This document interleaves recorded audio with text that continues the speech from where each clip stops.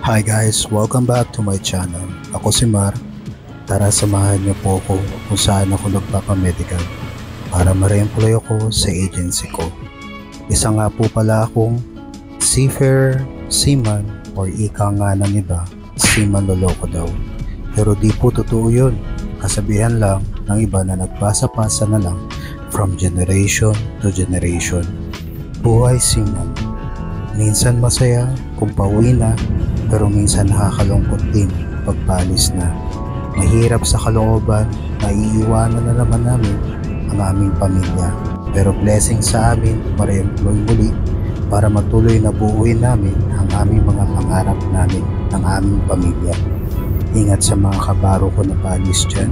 Tuloy lang hanggang may pangarap. Ano-ano nga ba rason kung bakit mahirap magbarko?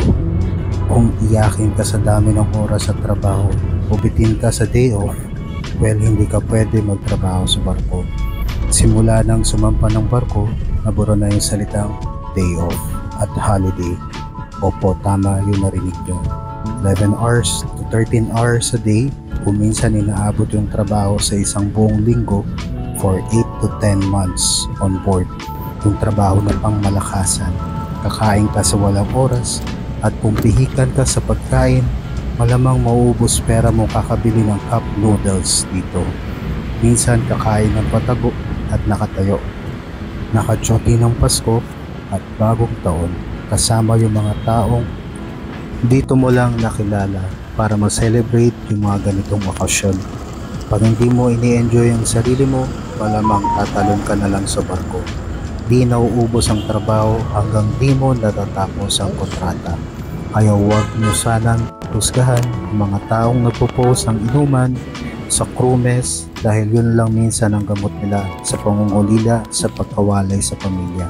Huwag nyo silang husgahan kung may mga bagay sila na nabibili dahil deserve nila yun.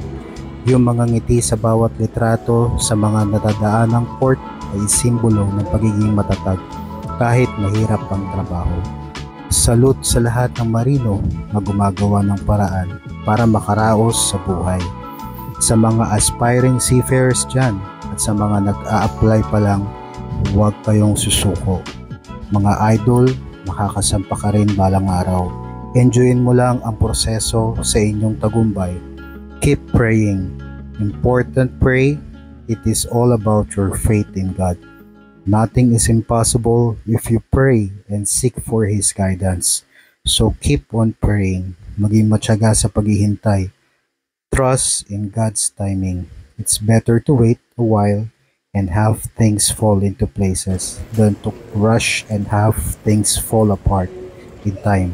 Ibibigay niya sa'yo. O nga po pala, dito po pala tayo sa Halcyon kung saan po ako nagpapamedical. At ito po yung diagram kung ano pong ginagawa po sa amin. Siyempre dahil naraos po natin ang ating medical, panahon na para makakain ulit ng Jollibee. So kailangan rin natin pagpapalaran sa sarili po natin dahil mag-days po tayo ng ilang linggo para pumasa po tayo sa timbang. So maraming salamat po. Kain po tayo. Sana po subscribe niyo po ko. And I hope you support me as a beginner content creator. Maraming salamat. Maraming salamat. Jollibee. Salamat. Thank you.